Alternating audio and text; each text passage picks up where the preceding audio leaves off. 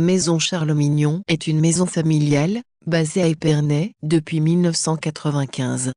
Dans l'appellation Champagne, il y a 319 villages, 42 classés en premier cru et 17 en grand cru. Ceux-ci ont les meilleurs terroirs et donnent une meilleure qualité de raisin. Tout commence par les vendanges, réalisées uniquement à la main, au mois de septembre. Les raisins sont pressés dans les heures qui suivent leur cueillette. Lors du pressurage, la cuvée, jus issu de la première presse, est séparée de la taille, jus issu des presses suivantes.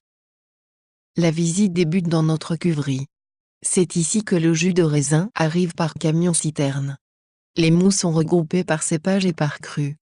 Nous ne travaillons qu'avec des cuves en inox thermorégulées pour conserver au maximum les arômes spécifiques à chaque cépage et terroir. Débute alors la première fermentation, sous l'effet des levures ajoutées, pour transformer le sucre contenu dans le jus de raisin, en alcool. Le gaz carbonique, CO2 formé lors de la fermentation, s'échappe par le haut des cuves afin d'obtenir un vin tranquille avec 11 degrés d'alcool. Une deuxième fermentation va se produire grâce à des bactéries qui permettront de réduire l'acidité. Vient alors l'assemblage, étape clé qui consiste à assembler des vins provenant de cuves différentes. Enfin, ce vin est mis en bouteille en rajoutant les mêmes levures que pour la première fermentation. La visite se poursuit dans nos caves accessibles de plein pied. Elles ont été construites au XIXe siècle sous une colline. Cette particularité va donner les meilleures conditions pour le vieillissement de nos bouteilles, 12 degrés toute l'année et 80% d'humidité. Pendant les 6 premiers mois de vieillissement, le vin devient effervescent. Durant cette période, les bouteilles sont fermées par une capsule métallique, permettant de conserver le gaz carbonique à l'intérieur, tout en ayant de légers échanges avec l'air extérieur. C'est cela qui permet aux arômes d'évoluer en bouteille, pendant 15 mois pour un vin non millésimé, et 3 ans pour un vin millésimé. Les vins sont souvent conservés beaucoup plus longtemps. Entrez dans le caveau des millésimés. Ici, vous avez de vieux millésimes des années 2000, 2004 et 2006, stockés à plat dans de grandes caisses métalliques.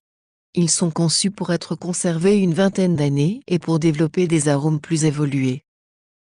Entrez dans le caveau au pupitre.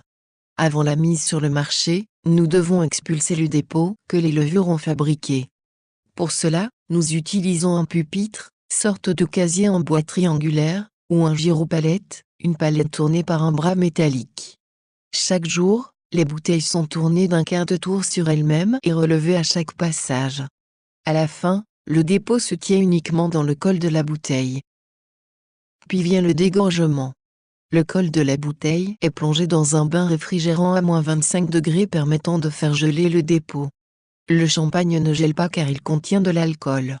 En enlevant la capsule, le dépôt est naturellement expulsé, grâce à la forte pression contenue dans la bouteille.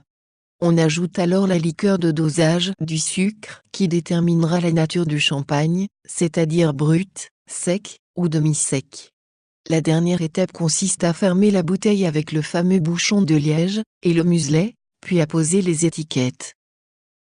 Nous vous invitons à présent à vous rendre dans la boutique où une dégustation vous sera proposée afin de découvrir la gamme de nos champagnes. À bientôt, sur l'itinéraire culturel Itervitis, les chemins de la vigne.